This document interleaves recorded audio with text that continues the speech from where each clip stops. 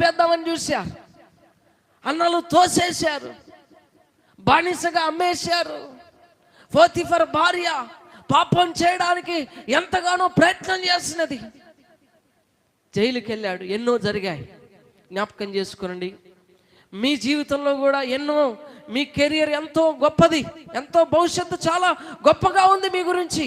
దేవుడి ప్రణాళిక, దేవుని ఆలోచన, దేవుని ఉద్దేశం నీ పట్ల, నీ కుటుంబం పట్ల ఎంతో పెద్దగా ఉంది.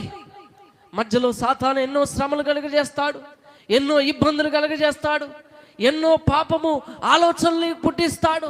పాపం చేయడానికి ఎన్నో రకాలుగా నిన్ను పడేయడానికి ఎన్నో శోధనలు, ఎన్నో ఇబ్బందులు ఎన్నో కలగజేస్తూ ఉంటాడు. వాటన్నిటిని జయించినప్పుడే ఆ కార్యాన్ని చూడగలవు. హల్లెలూయా. యేసేపు ఇవన్నీ జయించాడు కాబట్టి ఆ దేశంలో రాజు కంటే గొప్పవాడయ్యాడు.